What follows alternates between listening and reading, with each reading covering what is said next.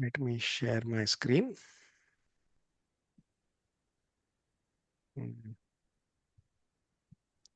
I'm not seeing the sharing icon. Uh, can you make, can you make me a co-host? Yes, Prabhuji, you are the co-host. Okay. Oh, okay. Sorry. Yeah, you're right. Okay. You can see the screen also right now. Yes, yes. Okay. All right.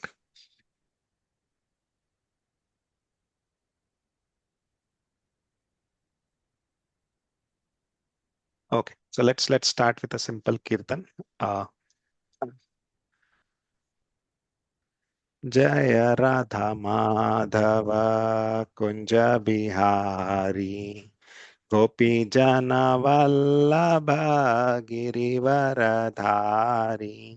जय राधा माधव कुंज बिहारी गोपी जन वल्लभ गिरिवरधारी यशोदानंदन ब्रज जन रंजन यशोदानंदन ब्रज जन रंजन यमुनतिरवनचारि यमुनतिरवनचारि जय राधा माधव कुंज बिहारी गोपी जन वल्लभ गिरिवरधारी जय राधा माधव कुंज बिहारी गोपी जन वल्लभ गिरिवरधारी यशोदानंदन ब्रज जन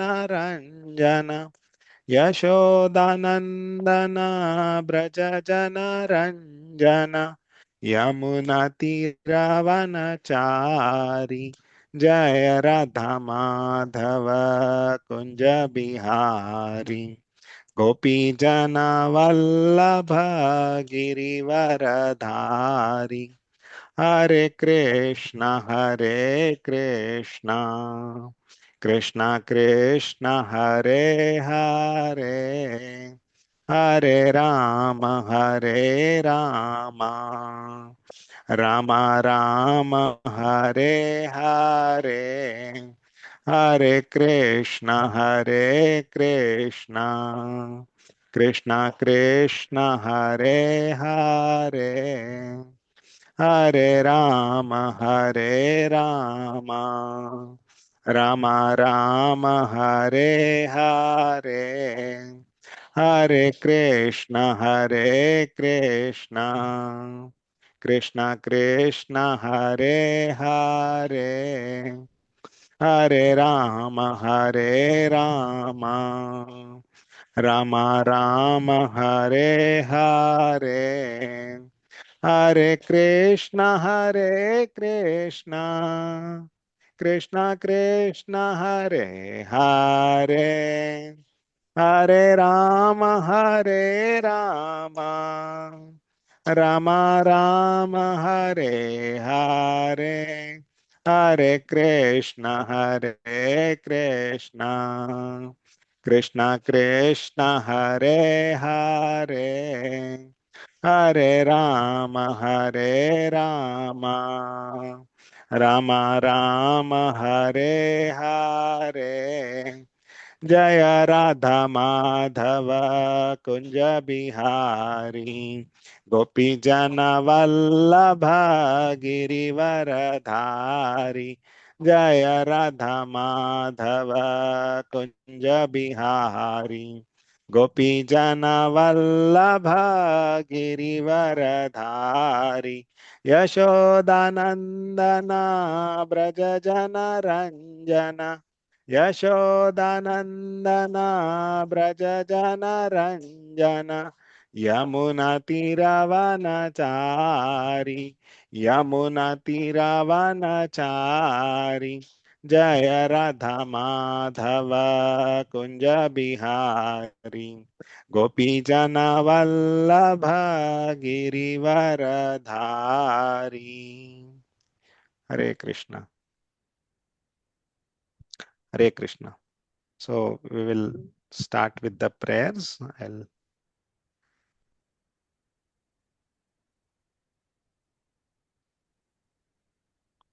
ॐ अज्ञानतिमिरान्धस्य ज्ञानाञ्जनशलाकया चक्षुरुन्मीलितं येन तस्मै श्रीगुरवे नमः। श्रीचैतन्यमनोभीष्टं स्थापितं येन भूतले स्वयं रूपा कदा मह्यं ददाति स्वपदान्तिकम्। वन्देऽहं श्रीगुरो श्रीयुतापदकमलं श्रीगुरून् वैष्णवांश्च श्रीरूपं साग्रजातां सहगना रघुनाथान्वितं तं सजीवं साद्वैतं सावधूतं परिजनसहितं कृष्णचैतन्यदेवं श्रीराधा कृष्णपदान् सहगना ललिता श्रीविशाखान्वितांश्च। हे कृष्णा करुणा सिंधु दीनबंधो जगतपते गोपेशा गोपिका कांता राधा कांता नमोस्तुते। तप्त कांचना गौरांगी राधे वृंदावनेश्वरी वृषभानुस्तुते देवी प्रणमामि हरिप्रिये। वाञ्छाकल्पतरुभ्यश्च कृपा सिन्धुभ एव च पतितानां पावनेभ्यो वैष्णवेभ्यो नमो नमः। जय श्री कृष्णा चैतन्य प्रभो नित्यानंदा श्री अद्वैता गदाधर शिवासादि गौर भक्त वृंदा। हरे कृष्णा कृष्ण कृष्णा हरे हरे हरे रामा राम राम हरे हरे। हरे कृष्णा कृष्ण कृष्णा हरे हरे हरे रामा राम राम हरे हरे। हरे कृष्णा कृष्ण कृष्ण हरे हरे हरे रामा राम राम हरे हरे। ओम नमो भगवते वासुदेवाय। ओम नमो भगवते वासुदेवाय। ओम नमो भगवते वासुदेवाय।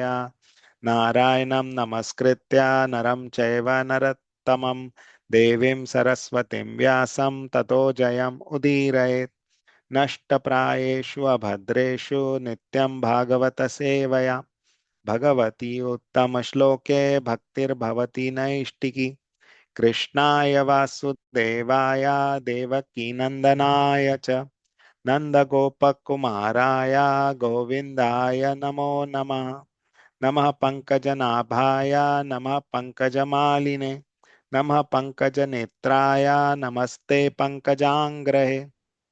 नमो महावदन्याय कृष्णप्रेमप्रदायते कृष्णाय कृष्णचैतन्य नामिने गौरत्विषे नमः। नमो ब्राह्मण्याय देवाय गौब्राह्मणहिताय च जगद्धिताय कृष्णाय गोविन्दाय नमो नमः।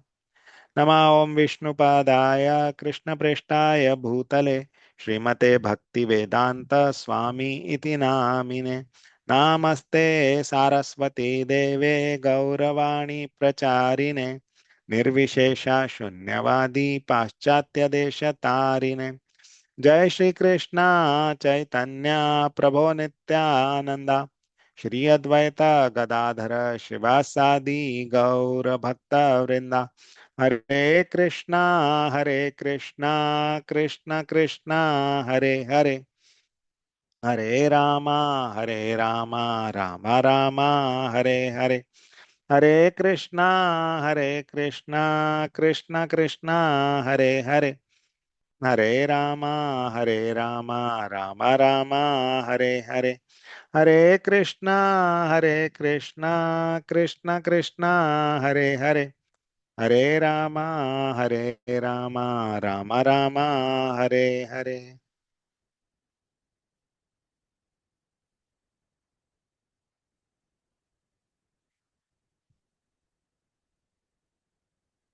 Shri Vishnu.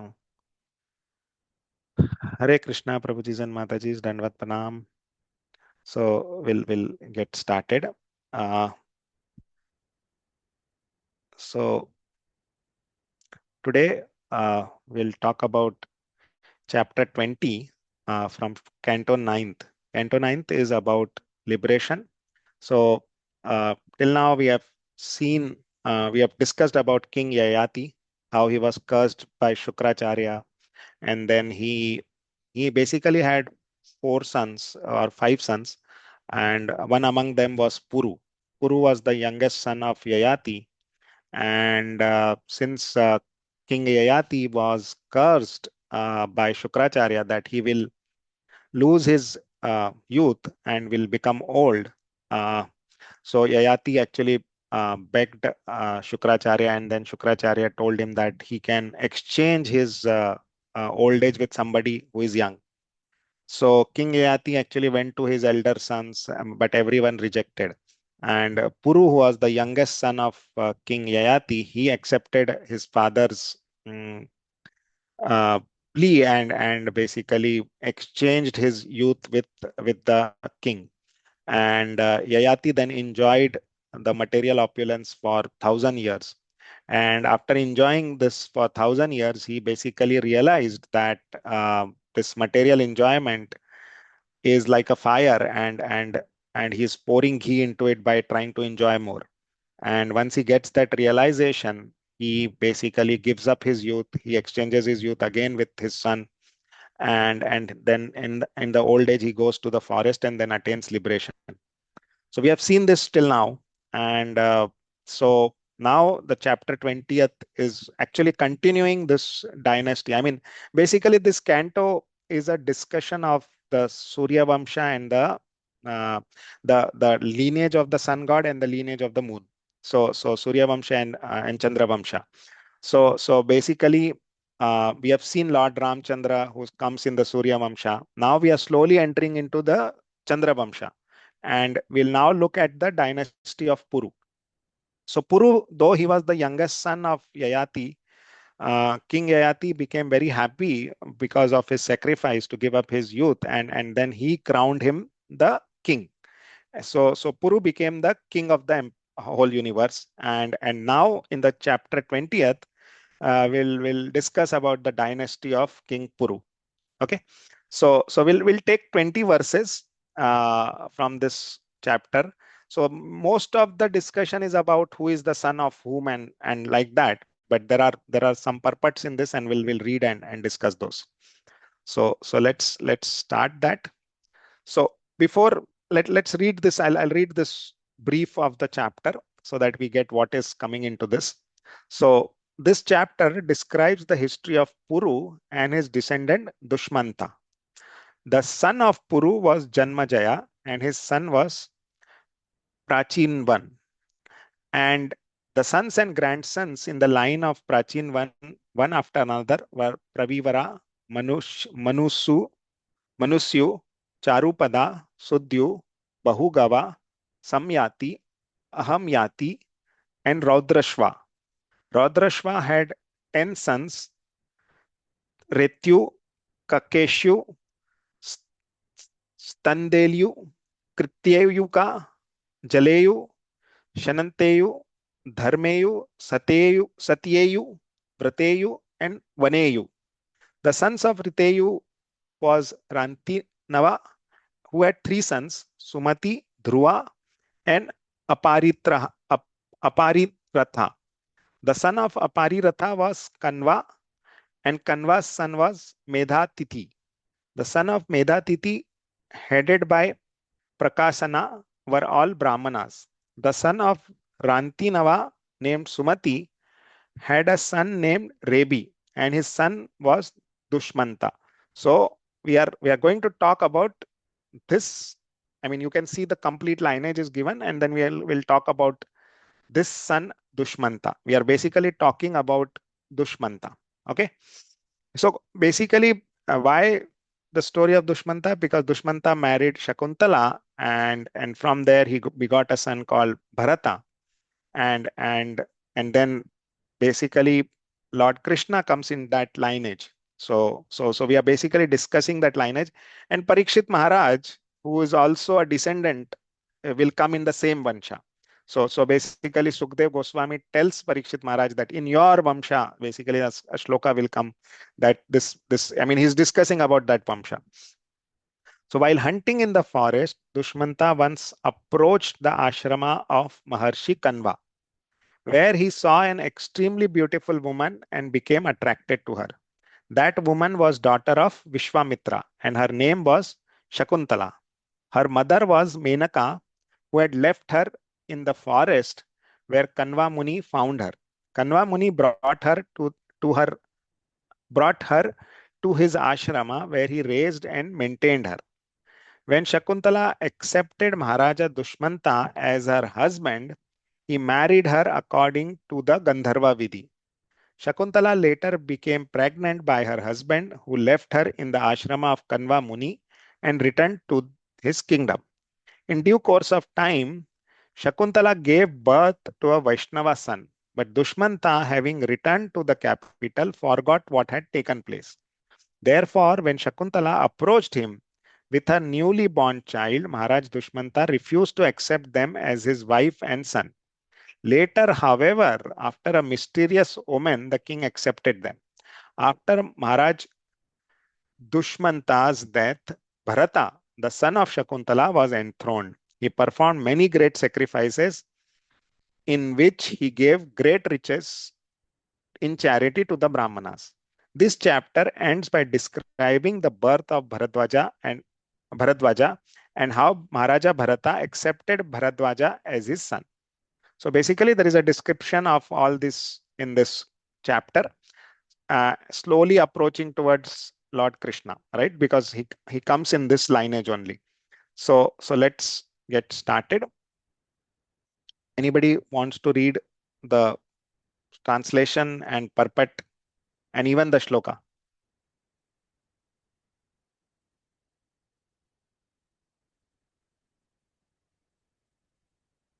Okay. I'll read the translation. Prabhuji, you want to read? Yeah. Okay.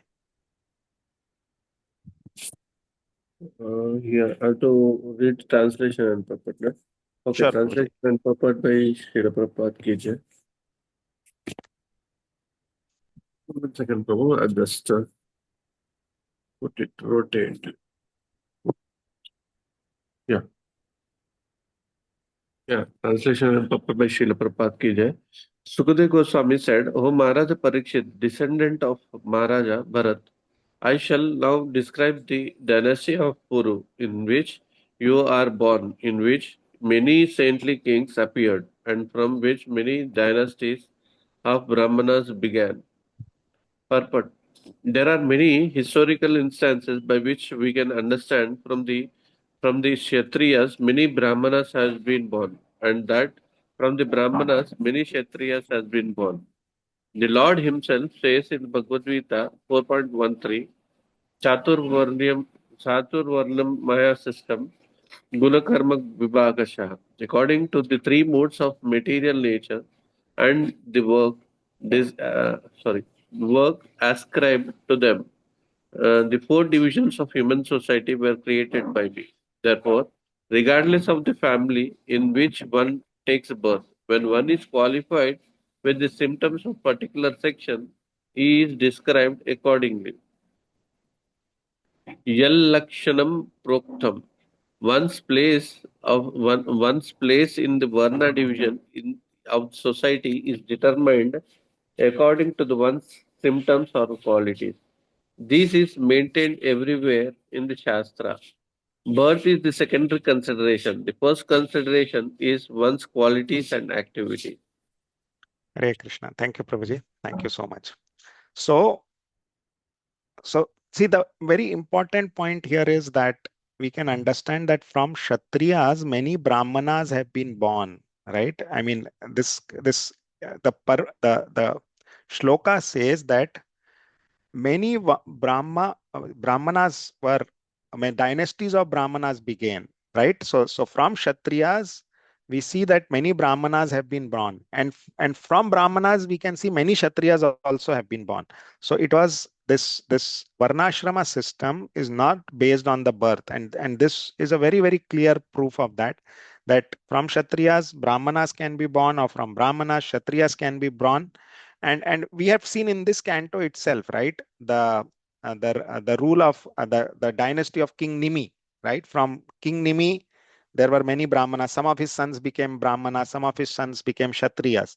So we can see that there are many, many examples in the Shastras where we can see that people who are born, the birth is not the important criteria, but the activities or what you do, or whatever is your, as it is mentioned here, whatever is your lakshanam, right? Whatever is your propensity, based on that, this division was created. Prabhupada used to say this, right? That in order to unite people, we must first divide them. Now, this looks very contradictory, right? That in order to unite people, you have to divide them, right? I mean, today, the I mean, this division which is done, right? The Brahmanas, Kshatriyas, Shudras, and Vaishyas.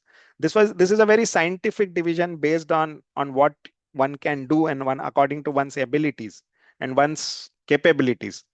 But if you look at today's political scenario, people want to be united. Everybody says, "Oh, let's unite everybody. Everybody are equal," and we can see that how it leads to chaos. So in order to basically unite people, I mean, earlier all these Brahmanas, Kshatriyas, Shudras, and Vaishyas, they were united in the spiritual sense, right? That the goal of life is to attain the Supreme Lord. So people were divided on the bodily platform, but they were united spiritually with the one goal. Today, what we are trying to do is we are trying to unite people on the bodily platform, but ignoring the spiritual aspect. See, we all are basically different, right? Each individual is different. Each individual has its own propensity, has its own capabilities. And so we are individually very, very different from each other. But if you look at those divisions, they are always on the bodily platform. For the soul, we are all equal, right? We are all children of God. So on the soul platform, everybody is equal. But on the bodily platform, if you look at, yes, we are all different. So this understanding of this Varnashrama system was this only, that though we are divided on the bodily platform, and that division is very, very clear, but we are all united on the spiritual platform in the sense that the goal of life is same, and we are all children of God. So this division was created in order to unite the people. So though it sounds contradictory, this is what it used to be, and because of this division itself, there was so much peace and prosperity in the society. Today we are trying to unite people on the bodily platform, but divide them. I mean, there is so much conflict and divisions because we don't understand that we are all same on the spiritual platform. We are all united on the spiritual platform. So because of this misunderstanding, there is so many problems in today's world, and the political system is such that people uh, get divided, and the politicians want to divide so that they can rule the people. So, but the earlier system, the Vedic system, is such that people are divided on the bodily platform, but everybody is united in the service of the Lord, right? So this is what it means, and as Sukdev Goswami says that, Parikshit, you are a descendant of Bharata, and from there many Brahman dynasties of Brahmanas began. So he will now describe those dynasties, basically what are the dynasties. So let's look into it. Let's go to the Shloka 2. Translation. King Janmajaya was born of this dynasty of Puru. Janmajaya's son was Prachin and his son was Pravivara. Thereafter, Pravivara's son was Manusyu, and from Manusyu came the son named Charupada. So now the dynasty is being described. There is no purport to this. It's just a description of who is the son of whom. But but basically we are talking about the dynasty of Puru Maharaj. Okay, Puru, who is the youngest son of Yayati. Anybody wants to read? Can I read, Prabhuji? Hare Yeah, Krishna. please go ahead. Please go ahead, Mataji. Hare Krishna. Can I do the sloka also? Yes, yes, yes. तस्य सुद्युरभूत् पुत्रस् तस्मात् बहुकवस्ततः संयातिस्तस्याह म्याति रौद्राश्वस्तत्सुतः स्मृतः. Translation by Srila Prabhupada ki jai. The son of Charupada was Sudyu, and the son of Sudyu was Bahugava. Bahugava's son was Samyati. From Samyati came a son named Ahamyati, from whom Raudrashva was born. Hare Krishna. Yeah, so there is just names given here. These are all great personalities, but there is no description of their activities. And if we get into the activities of each of this personality, it is a very big. I mean, there are a lot of things then. But here in Bhagavatam, only the names are mentioned. I'm not sure if any scriptures basically describe their activities as well. But for now, here the names of the sons and the dynasty of Puru is mentioned. Let's go ahead. Anybody wants to read? Yes. Can I read once again, bro? Yeah, please go ahead. Yeah, please go ahead, Nobody. Prabhuji. Yeah, if nobody is there. Yeah, translation. Rudra Shiva has 10 sons named Rityu, Kaksheyu, Standileyu, Kriteyuka, Jaleyu, what is this? Sanateyu, Dharmeyu, Satyeyu, Vrateyu, and Vaneyu. Of these 10 sons, Vaneyu was the youngest. As the 10 senses, which are products of the universal life, acts under acts under the control of the life. These 10 sons of the Rudra Shiva acted under the Rudra Shiva's full control. All of them were born of the Apsaras. All of them were born of the Apsara named Gritachi. Gritachi. Okay. Gritachi. Yeah. Again, some further descriptions of the sons of Rudrasva. Their names are given, and they were born of an Apsara named Gritachi. So not much here. Let's move ahead.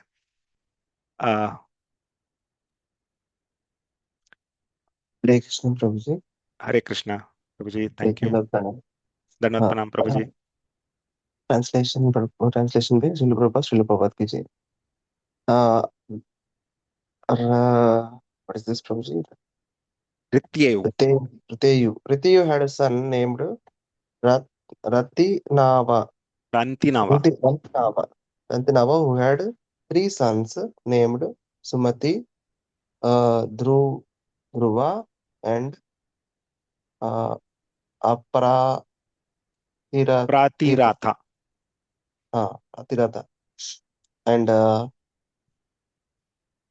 Pratiratha had only one son, whose name is Kanva. Kanva. Yeah. All the names are mentioned. Yes, Prabhuji. All the names are mentioned. Let's move ahead. So I'll read this. The son of Kanva was Medhatiti, and whose sons, all Brahmanas, were headed by Prakasana.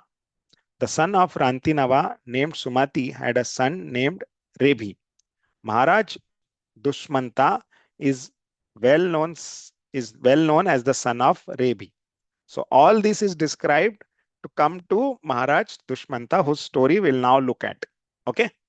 So let's go into that. Anybody wants to read? I can do, Prabhuji.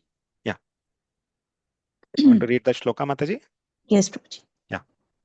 दुष्मन्तो मृगयां यातः कण्वाश्रमापदं गतः तत्रासीनां स्वप्रभया मण्डयन्तीं रमाम् इव विलोक्य सत्यो मुमुहे देवमायाम् इव स्त्रियं बभाषे तां वरारोहाम् bhatai kati katipayorvritah. Translation by A.C. Bhaktivedanta Swami Srila Prabhupada ki jai. Once when King Dushmanta went to the forest to hunt and was very much fatigued, he approached the residence of Kanva Muni. There he saw a most beautiful woman who looked exactly like the goddess of fortune and who sat there illuminating the entire ashrama by her effulgence. The king was naturally attracted by her beauty, and therefore he approached her, accompanied by some of his soldiers, and spoke to her. Hare Krishna.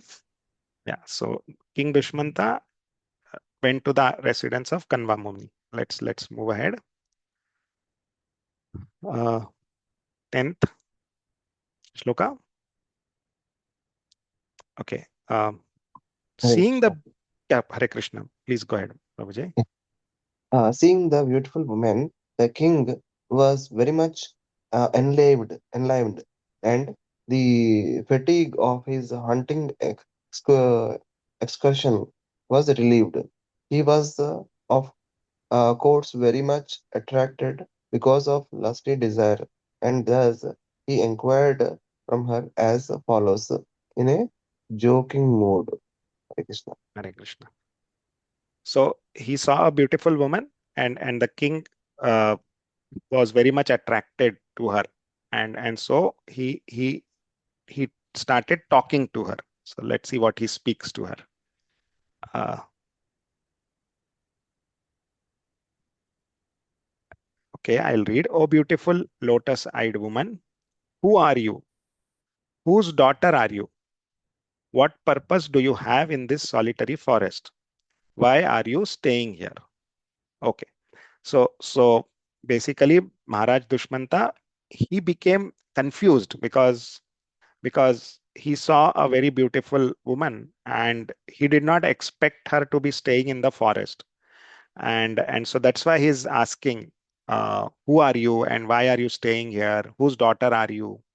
And because what he understood is that she's also from a royal lineage, and that's why he asked, whose daughter are you and what purpose do you have in this forest? Why are you staying in the forest? So he did not expect to see her in the forest, and that's why he's asking those questions to her. uh, Text 12th. Anybody wants to read? Yeah, Prabhuji. Hare, Yeah. Go ahead, Mata. Yeah, go ahead, Mataji. Hare Krishna Prabhuji, Dhanvant Pranam Prabhuji. Translation Dandavat Pranam, and Mataji. translation and proper by A.C. Bhaktivedanta Srila Prabhupada ki jai. Oh, most beautiful one, it appears to my mind that you must be the daughter of a Kshatriya because I belong to the Puru dynasty. My mind never endures to enjoy anything irreligiously. Purport. Maharaja Dushmanta indirectly expressed his desire to marry Shakuntala for the appearance to his mind to be the daughter of some Kshatriya king. Hare Krishna. Yeah, Hare Krishna. Thank you, Mataji. So King Dushmanta talks to Shakuntala and asks her, and I mean basically he could make out that she's from a royal lineage, and he clearly had I mean he wanted to marry her basically, and that's why he says that I am a Kshatriya king and I don't want to enjoy anything irreligiously. So basically I want to marry you. So that's what he expressed his desire to marry Shakuntala because he became very much attracted to her and so wanted to marry her, right? So let's see what happens next. So now Shakuntala is basically responding to King Dushmanta. That's why. Anybody wants to read this?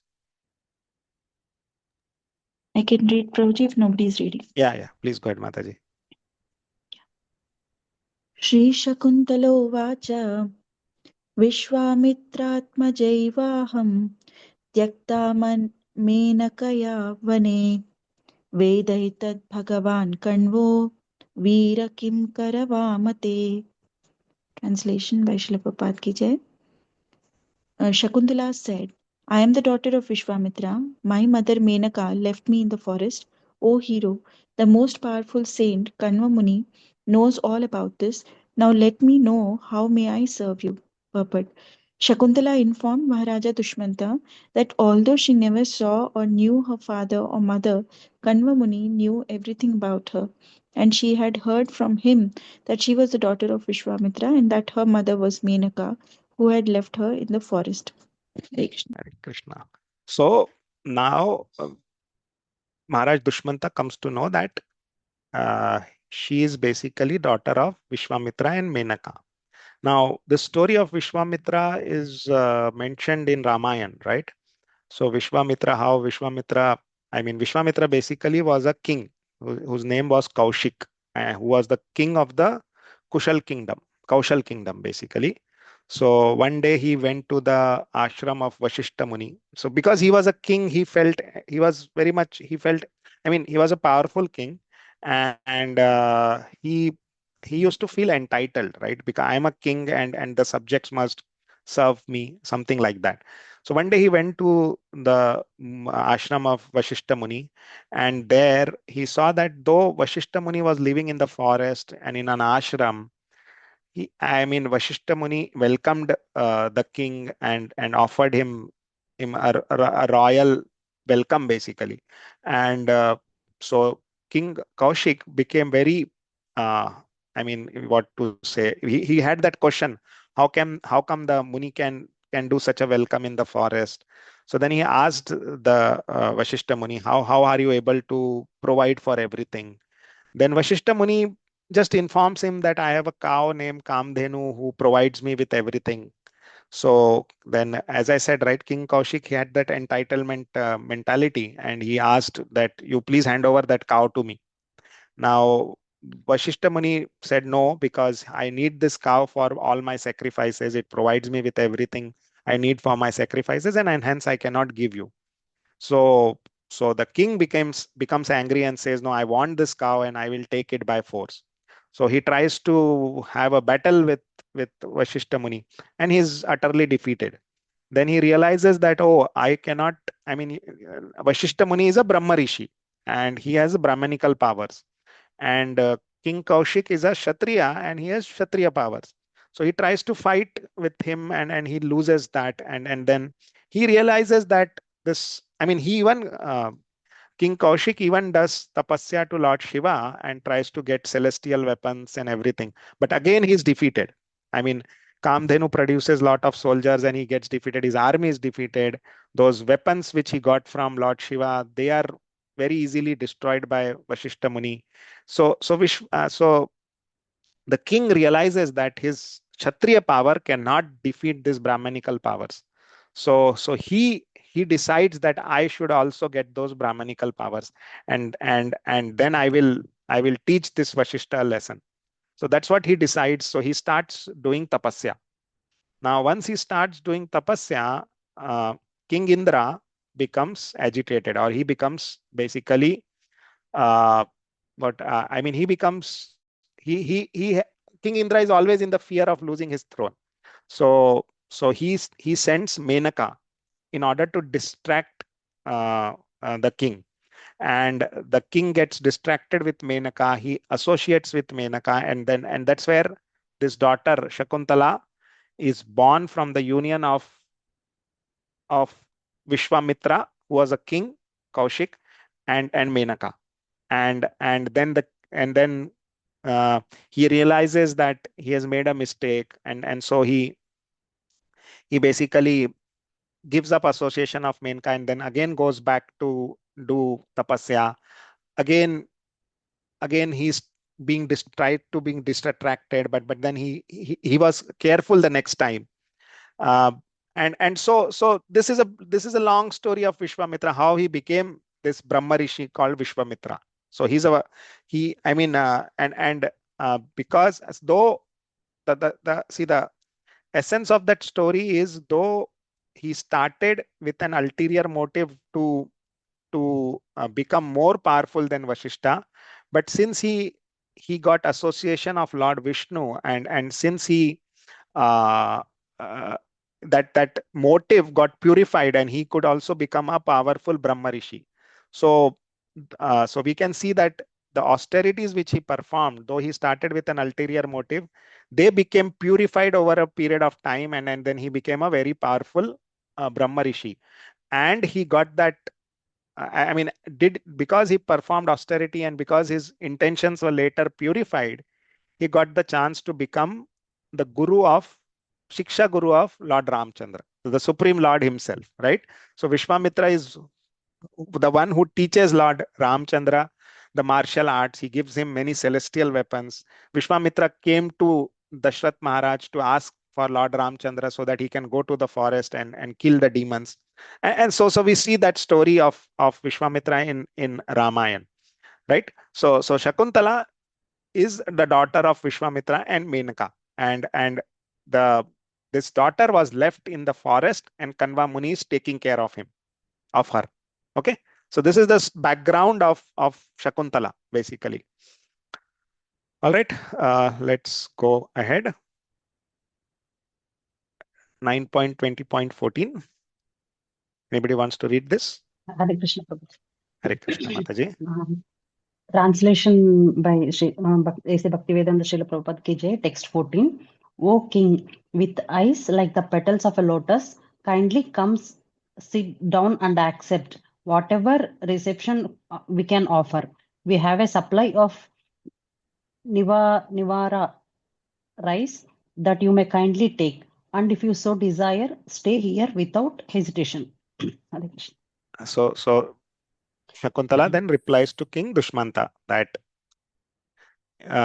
so basically Shakuntala is, you can see from this that she is kind of accepting his proposal, right? Because that's why she's inviting her and offering food and telling her that if you so desire, stay here, right? So she's kind of accepting the marriage proposal of Dushmanta, right? And this Nivara rice mentioned here, I mean, there is not much, but I think this is some reddish colored rice, which is very nutritious and healthy. Uh, but it is not much mentioned in Bhagavatam on this. Uh, so let's move ahead. 15th.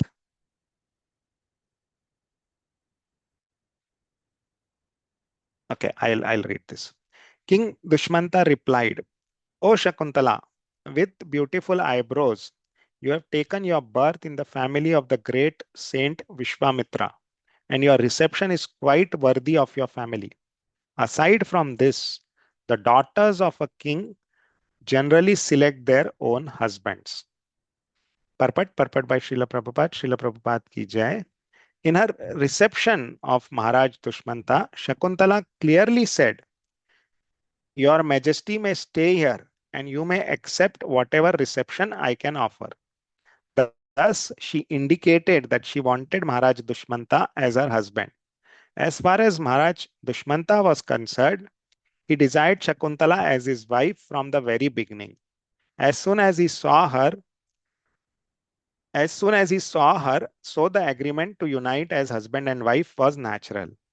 To induce Shakuntala to accept the marriage, Maharaj Dushmanta reminded her that as the daughter of a king, she could select her husband in an open assembly. In the history of Aryan civilization, there have been many instances in which famous princesses have selected their husbands in open competitions. For example, it was in such a competition that Sita Devi accepted Lord Ramchandra as her husband and that Draupadi accepted Arjuna. And there are many other instances. So marriage by agreement or by selecting one's own husband in an open competition is allowed. There are eight kinds of marriage, of which marriage by agreement is called Gandharva marriage. Generally, the parents select the husband or wife for their daughter or son. But Gandharva marriage takes place by personal selection. Still, although marriage by personal selection or by agreement took place in the past, we find no such thing as divorce by disagreement. Of course, divorce by disagreement took place among low class men, but marriage by agreement was found even in the very highest classes, especially in the royal Kshatriya families. Maharaja Dushmanta's acceptance of Shakuntala as his wife was sanctioned by Vedic culture. How the marriage took place is described in the next verse. Hare Krishna. So Maharaj Dushmanta basically wanted to marry Shakuntala, and that's why he directly told Shakuntala that I am a Kshatriya king and I don't enjoy anything irreligiously. So he gave a direct indication that I want to marry you. And Shakuntala also accepted. But here we can see that, see, this is agreement between the boy and the girl. Now, if you look at it, this is typical love marriage which we see in modern world.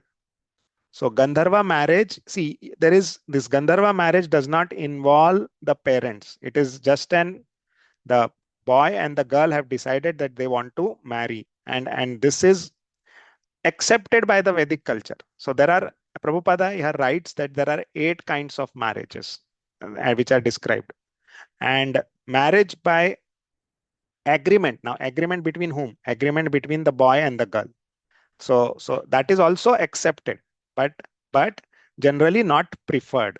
So what are these 8 kind of marriages? So there are 4 kinds of marriages which are called as prashasta, which means which are acceptable, and 4 kinds of marriages which are unacceptable, aprashasta. So Gandharva marriage basically comes in the aprashasta marriage. So let's look at what are these 8 kinds of marriages which are mentioned. It's a little technical, but let's understand. This is all mentioned in the Manusmriti basically, right? So if I type this,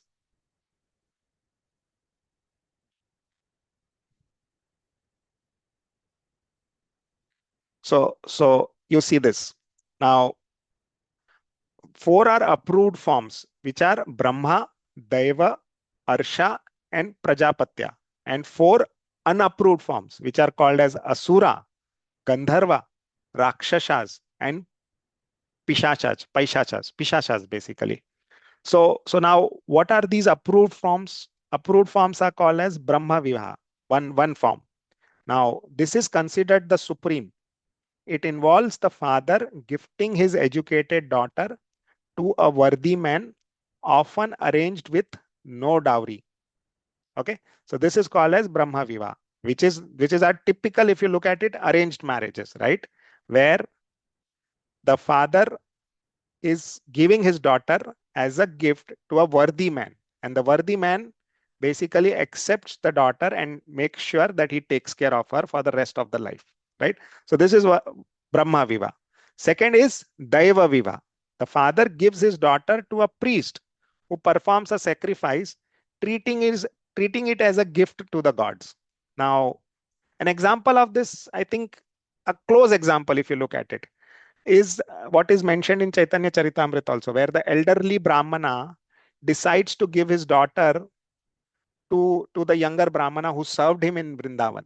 So because he served him, and so the elderly Brahmana decided to give his daughter in charity to that Brahmana. So something like a Daiva Viva, something close. Though here it mentions like it's given to a priest who performs sacrifice.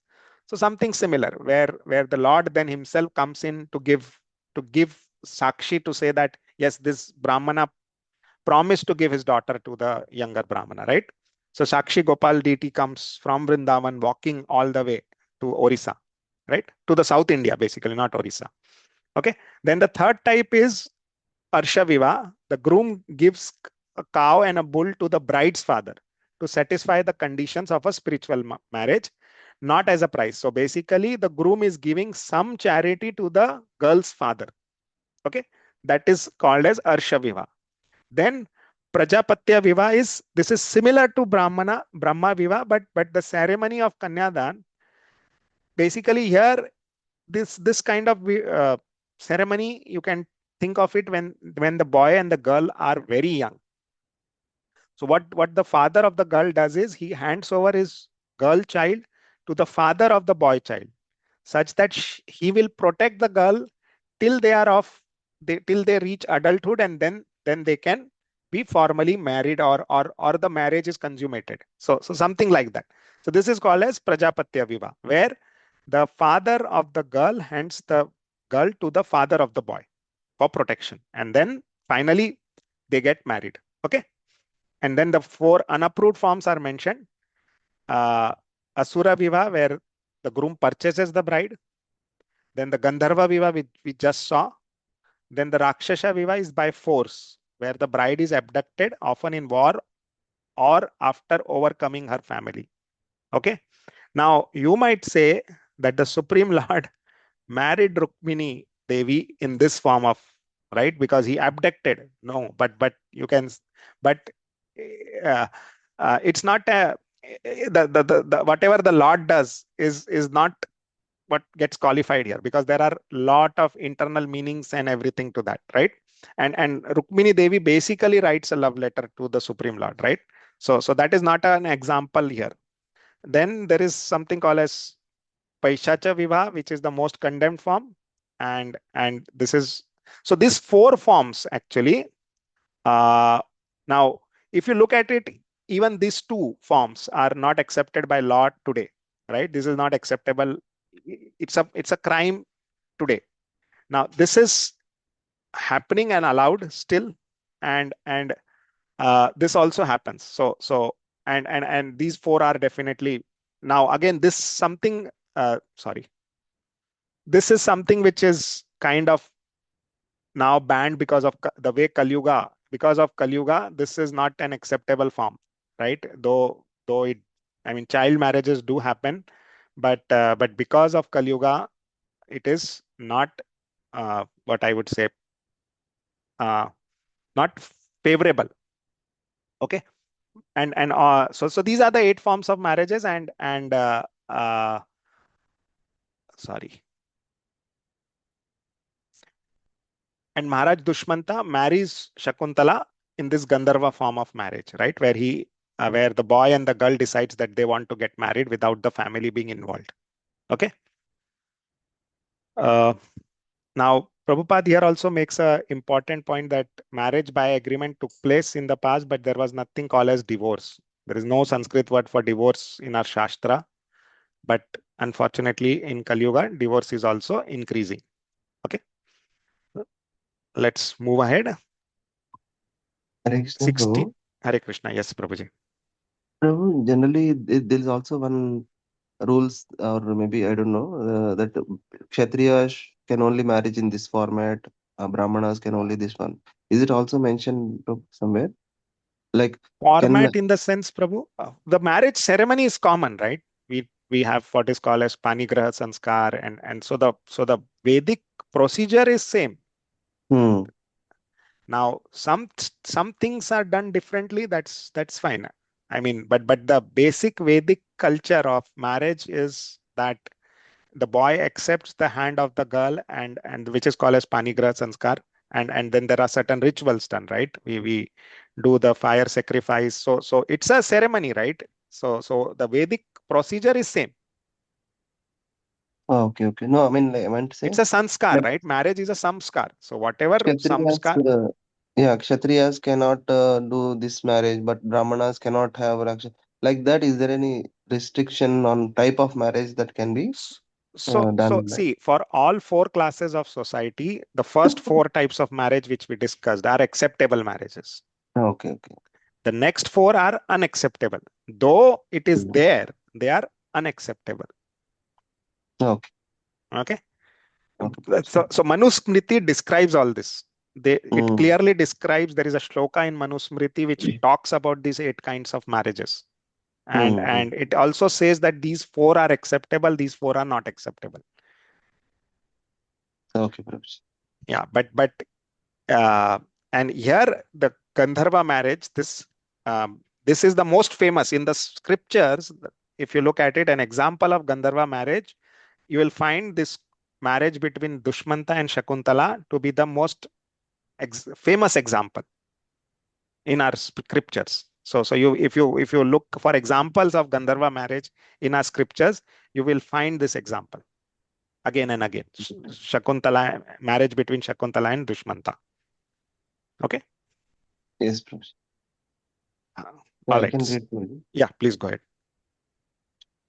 Translation. When Shakuntala responded to Maharaja Dushmanta's proposal with silence, the agreement was complete. Then the king, who knew the laws of marriage, immediately married her by chanting the Vedic prayers Omkara in accordance with the marriage ceremony as performed among the Gandharvas. Purport. The Omkara Pranava uh, is a, is a supreme personality of Godhead representation represented by letters.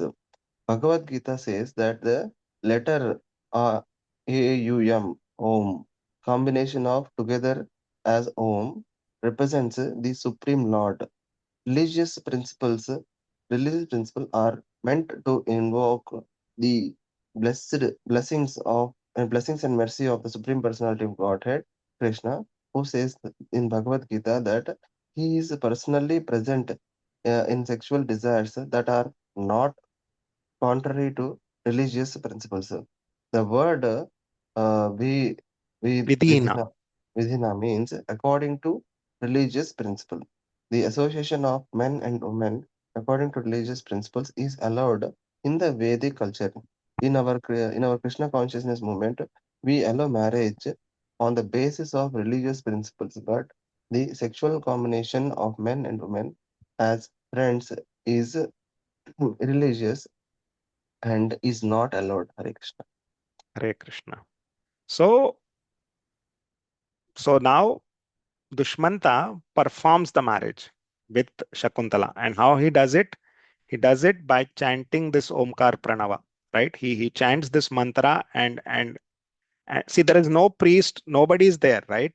Only Shakuntala and Dushmanta, and the king performs the marriage by just simply chanting this, right? There is nothing done. So this is the way of Gandharva marriage, and it is an acceptable way of doing a marriage. I mean, in the sense that, see, please understand that what we are talking about happened long back in Kali Yuga.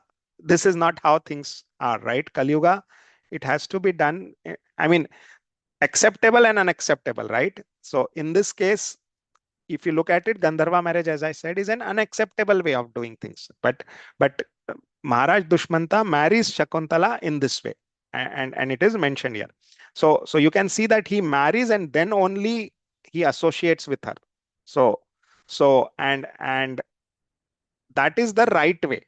Association between men and women without marriage is not allowed in Vedic culture. Okay, and that's what Prabhupada very clearly mentions this, right? Because he himself, Srila Prabhupada himself, performed marriages for some of his disciples in order so that they may associate in the correct way, right? So he Srila Prabhupada performed marriages of some of his devotees earlier in the Krishna consciousness movement, right? So and he had that very clear understanding of the Vedic principles, and that's why he's commenting here on that. Okay,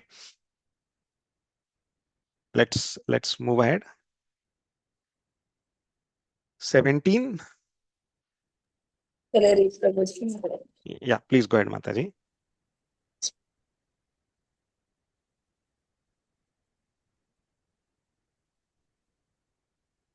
Prabhuji, sloka. Shloka, you want to read? Oh, sorry. Yeah. Amoga viryo rajarse mahishyam viryam adade svobhutesu puram vyata kale nasuta sasutam. Translation by Vedanta Srila Prabhupada ki jai. King Dushmanta, who never discharged semen without a result, placed his semen at the night in the womb of his queen Shakuntala, and in the morning he returned to his place. Thereafter, in due course of time, Shakuntala gave birth to a son. Yeah, the son's name is King Bharat, right? So we'll have discussions on that further. So let's move ahead. 18th. Hare Krishna, Prabhuji. Hare Krishna, Mataji. Yeah. Shall I read, Prabhuji? Yeah, please go ahead, Mataji.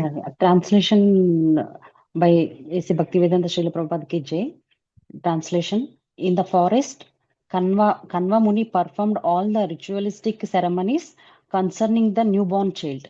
Later, the boy becomes so powerful that he could capture a lion and play with it. Yeah, so Shakuntala gave birth to a son, and he is a very powerful that he could capture a lion. Now, capturing a lion, I mean, the raw power of a lion, we cannot understand because we have never seen that raw power of a lion. And he could capture and play with it. And he was merely a boy, not an adult. We are not talking about an adult. Now, the age of the boy is not mentioned, but assume he was like 8 to 10 years. So he was so powerful that he could capture a lion and play with it. Let's move ahead. 20th, 19th shloka. I can do it. Yeah, please read, Mataji. Yeah. Tam duratya vikrantam adaya प्रमदोत्तमा हरेर अंशांश संभूतं भर्तुर अंतिकमागमत. Translation by Srila Prabhupada Ki Jai. Shakuntala, the best of beautiful women, along with her son, whose strength was insurmountable and who was a partial expansion of the Supreme Godhead, approached her husband Dushmanta. Yeah. So Shakuntala was living in the forest and then he went to her husband Dushmanta, right? Text 20th. Hare Krishna. Hare Krishna, Mataji.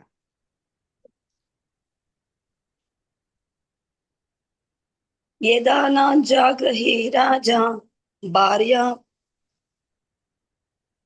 पुत्रौ अनिन्दितौ श्रीन्वतं सर्वभूतानां केवक आहा शरीरिणी. Translation by A.C. Bhaktivedanta Srila Prabhupada Ki Jai. When the king refused to accept his wife and son, who were both irreproachable, un- unembodied voice spoke from the sky as an omen and was heard by everyone present. Purport, also, Prabhuji. Yeah, please go ahead, Mataji.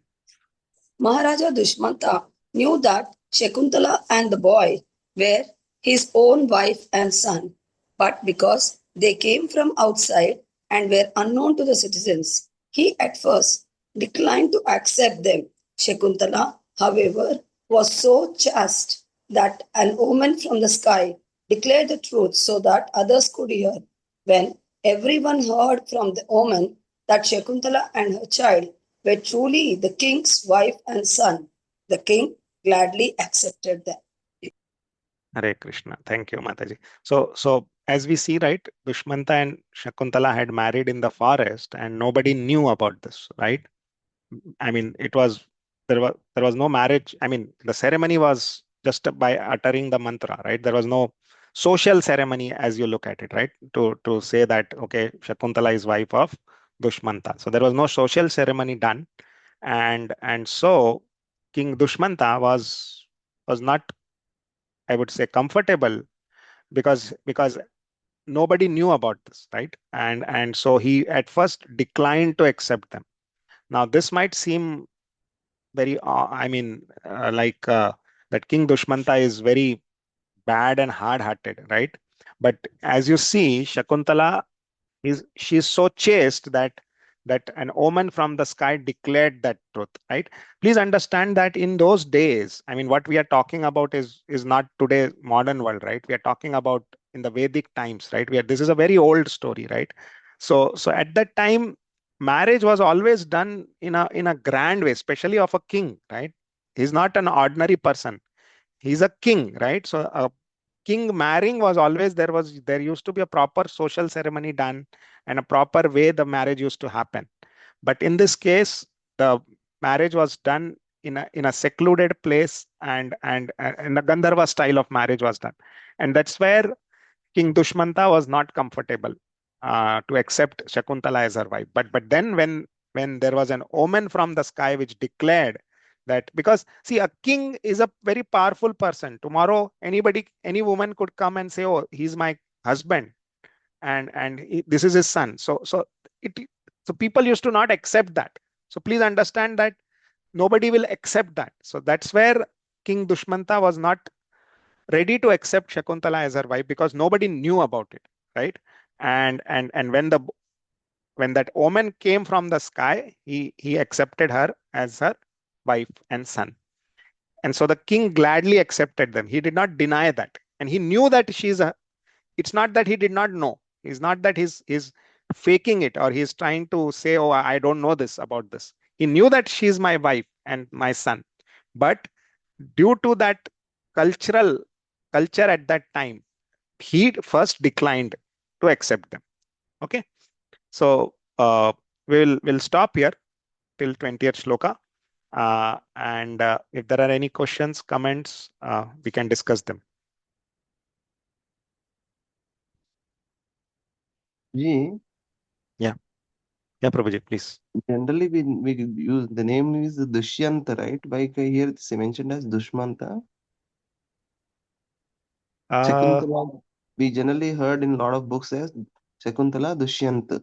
But here Dushmanta is mentioned. Is it just a name change or uh, it's not a name change, Prabhuji. I think it's just about translation. How, or I mean, mm, I would say Sanskrit word, how people have pronounced it. It's not a I would say it's just a, see, because in English sometimes those pronunciation from the Sanskrit words change, right? hmm, So let's there was a shloka where his name is mentioned, right? Let's see that. yeah. Because in our even in our schools and also we heard this story like Shakuntala Dushyant in our school days. Maybe దీపమాతజీ మీరు విన్నట్టు కదా దుష్యంతుడు కదా అంటారు కదా పేరు దుష్యంత దుష్మంత్ అంటారు. Dushyanta అంటారు కానీ probably it could be that in colloquial language it must have changed. And originally, as per Srimad Bhagavatam, this must be the real name. People Because even like Kalidas has people keep written this. changing names, no? Like Hmm, with time and colloquial language, when somebody cannot pronounce it, then because of that, with time the name must have changed. But whatever in Srimad Bhagavatam, we must accept it as You see, absolute. So you I'm see this thinking here. that, This is what yeah, is mentioned, hmm. right? So this is the actual name. yes. Dushmantas. Okay. Yes, this is what Dushmanta, is kinda. Word to word meaning, if you see, Dushmanta. Dushmanta. Yeah, Hmm. So Maharaja Dushyan. we have to Dushmanta. accept this only as the absolute name because it is Bhagavatam. That must have changed because of the colloquial usage. Yeah.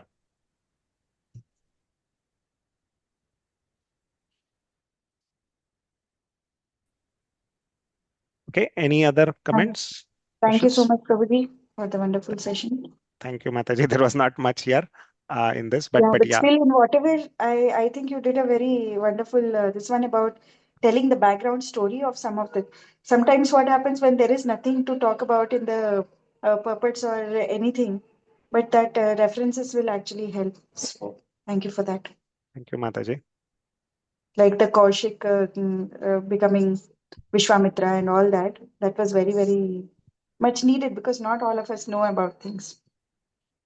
Thank you, Mataji. Prabhuji, this story in more detailed way is written in some other in some other way, like Ramayana or mentioned or somewhere. Because Ramayana here, has the Vishwamitra story. Yeah. this Shakuntala Dushmant story, I think there is Hmm. more elaboration. Like, why did he Dushyanta he's left Shakuntala in the forest, and So, also there so, is so a Prabhuji, see, all this is coming because of his son. Bharat. Bharat story, because this country, our country is named after this king, Bharat. Bharat Varsha is known because of King Bharat, right? This Bharat, who is the son of Shakuntala and Dushmanta. Okay, so So, because of Prabhuji, but that, there we is heard this. it's actually that under Bharat Maharaj, Jada Bharat is there, right? That Bharat Maharaj, the name is given as Bharat Varsha because of No, the no, no, Jada no. Bharat. It is this king. It is this king. Oh, okay, okay.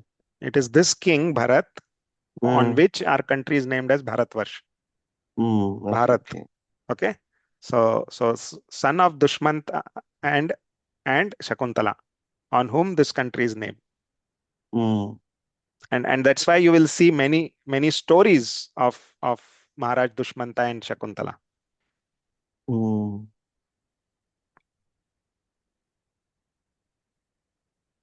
Yeah, Prabhuji. Yeah. Thank you, Prabhuji. Thank you. Thank you everyone for joining in. So we'll stop the class. Thank you, Kalpat Prabhuji. Prabhuji. Thank you, Prabhuji. Thank Hare you. Krishna, Prabhuji. Hare Hare Krishna. Krishna. Danvat Pranam to everyone. Mancha Vanchakalpatarubhyasya सिंधुभैव च पतितानां पावनेभ्यो वैष्णवेभ्यो नमो नमः। अनंत कोटि वैष्णव वृंद की जय। श्रीमद् भागवतम की जय। श्रील प्रभुपाद की जय। अनंत कोटि वैष्णव वृंद की जय।